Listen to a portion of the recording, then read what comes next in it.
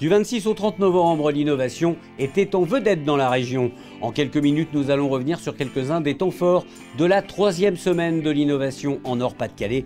Une édition encore plus riche que les précédentes, construite autour des thématiques mises en évidence par la SRI, la stratégie régionale d'innovation. C'est 17 événements dans 11 villes sur des sujets très variés, avec 90 membres qui se sont impliqués. Et donc vous imaginez la fédération et aussi la volonté commune de faire. Donc c'est très important à la fois dans la somme de connaissances qui sont rassemblées et à la fois dans la volonté commune de faire. L'objectif, c'est la culture de l'innovation. Nous savons que la région n'est pas bien placée dans ce domaine. Nous savons que des efforts considérables doivent être faits et que ces efforts sont lents. Mais nous savons aussi que la région a le plus beau potentiel d'Europe. Et donc, tout ce qui est engagé dans cette voie-là est de nature à consolider le tissu économique de notre région.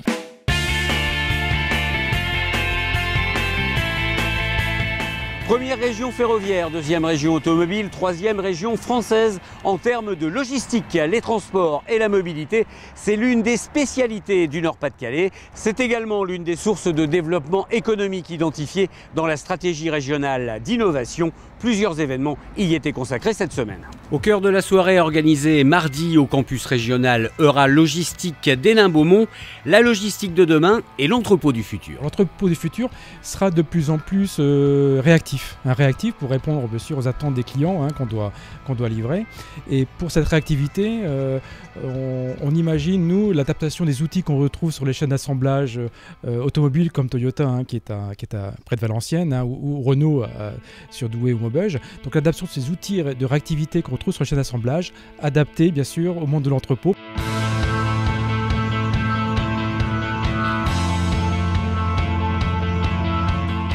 Mercredi, chercheurs universitaires, experts et responsables d'entreprises du ferroviaire et de l'automobile se sont retrouvés au stade du Hainaut à Valenciennes pour évoquer les nouveaux usages, les nouveaux véhicules et les nouveaux marchés de la mobilité. Des thèmes illustrés par une exposition où se côtoyaient des poids lourds du secteur et des PME innovantes. Le principe qu'on a retenu, c'est vraiment un fort mélange. Proximité des grands groupes, des PME, des laboratoires, des écoles, et elles sont voisines, elles peuvent échanger. Et donc c'est vraiment le principe retenu pour cette partie exposition. L'automobile et le ferroviaire sont mélangés parce qu'il y a aussi des enjeux d'innovation qui sont au-delà des filières.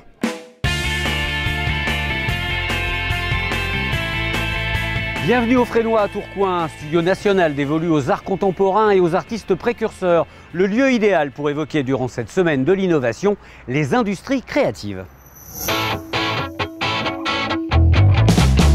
Nouveaux supports, nouvelles formes de narration, design interactif, cross-média, serious games, autant de pistes de développement incontournables pour les créateurs d'images en tout genre. Un secteur très dynamique puisque le Nord-Pas-de-Calais est la 3e région française dans ce domaine. Innover dans les industries créatives, il faut réunir des compétences qui viennent de différents milieux. Tout seul, un bon créatif, un bon codeur ou un bon producteur n'y arrivera pas. Il faut qu'il rencontre des gens qu'il ne connaît pas automatiquement. Et un des objets justement de cette journée du Proto Pitch, c'est de se faire rencontrer des gens qui aujourd'hui ne se connaissent pas encore. Innover, c'est créer, mais c'est également savoir imaginer et mettre en place un produit, un service ou une organisation nouvelle pour saisir les nouvelles opportunités. C'est particulièrement vrai dans le secteur du tourisme. À Boulogne-sur-Mer, des professionnels du secteur ont pu rencontrer d'autres professionnels qui ont développé des outils innovants.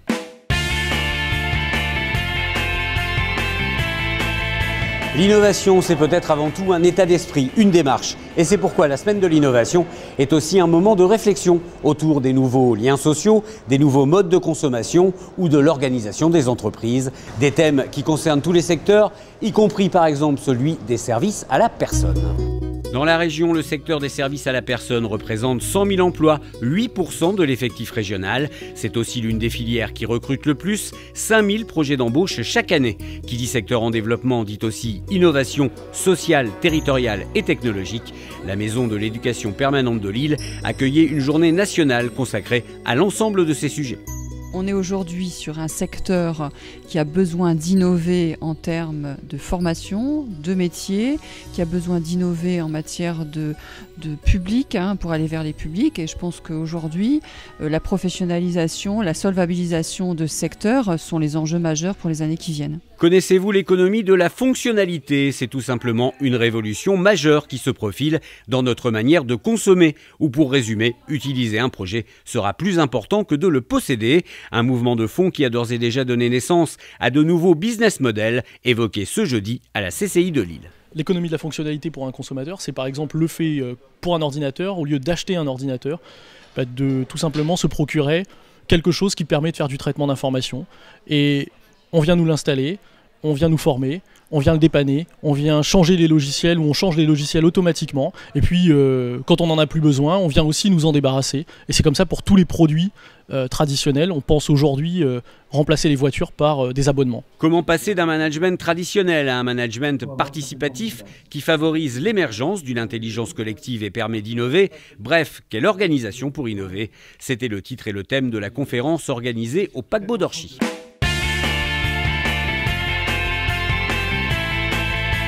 Les enjeux liés à la santé, à la nutrition, à l'alimentation dépassent de très loin le réel potentiel de développement économique lié à ces secteurs. Cela nous concerne tous. Rien d'étonnant donc à ce que les rendez-vous organisés cette semaine autour de ces thèmes aient rencontré un vif succès.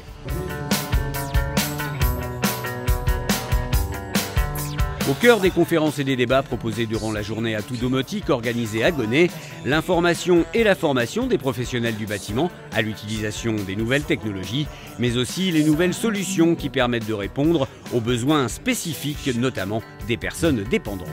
Alors la domotique, ça concerne le bâtiment bien sûr à l'origine, mais en fonction de l'évolution de cette domotique, on trouve une technologie et une technicité qui débordent du bâtiment. Et de ce débordement, on trouve des nouveaux métiers.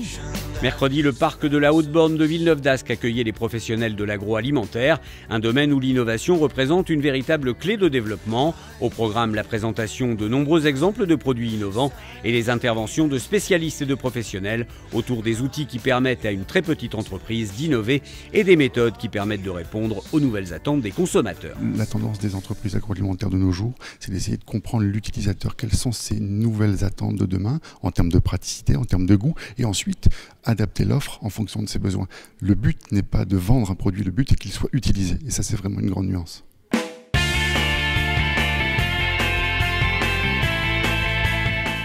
Éco-construction, filière de recyclage, développement de nouveaux matériaux.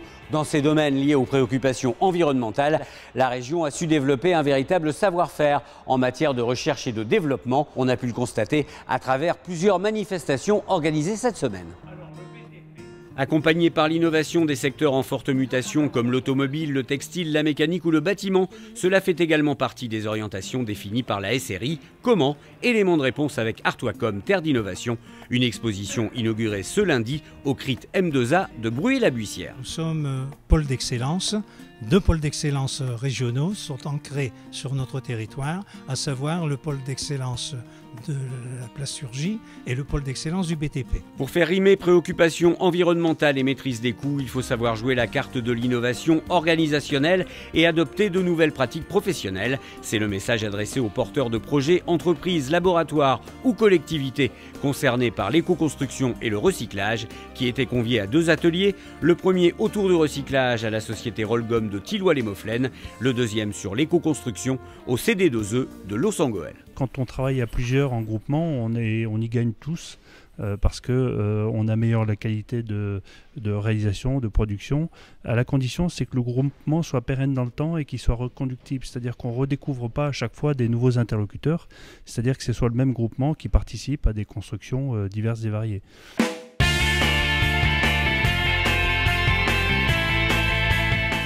Certaines thématiques retenues dans la stratégie régionale d'innovation concernent plusieurs secteurs. Ce sont les axes transversaux. C'est notamment le cas de la création d'entreprises innovantes. Pour accompagner et soutenir les jeunes créateurs d'entreprises innovantes, dans le cadre de la semaine de l'innovation, le réseau Ginov organisait au Polytech de Villeneuve-d'Ascq des rendez-vous d'affaires. Qu'est-ce qui s'y passe? On va le savoir très vite.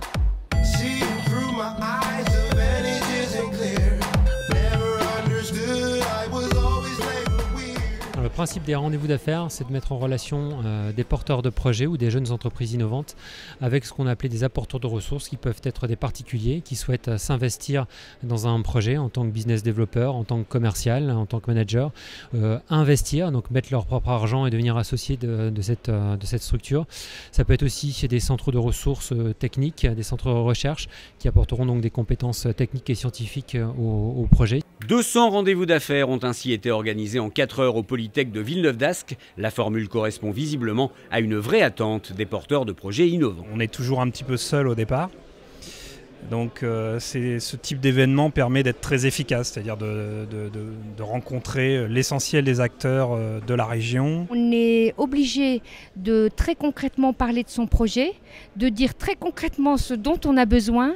Et ça, je pense que c'est un exercice que tout créateur d'activité doit maîtriser. J'apprécie beaucoup le format qui est très court, c'est-à-dire en une demi-heure, la possibilité de rencontrer de manière quand même plutôt informelle une personne qui va apporter des ressources au sens large, capital ou autre, et plutôt qu'une présentation plus longue de 2-3 heures où finalement on rencontre qu'un seul interlocuteur. Mais le succès de ces rendez-vous d'affaires s'explique également par le travail mené tout au long de l'année au sein du réseau Ginov en Nord-Pas-de-Calais. Ça veut dire le connecter à un tissu industriel, ça veut dire le connecter au milieu de la recherche, ça veut dire l'accompagner au quotidien en lui apportant de la logistique, un bureau, des contacts qui vont lui permettre pas à pas de répondre à des questions sur la technique, la propriété intellectuelle, la recherche de financement, les partenariats industriels et le milieu de l'entreprise qu'il ne connaît pas encore.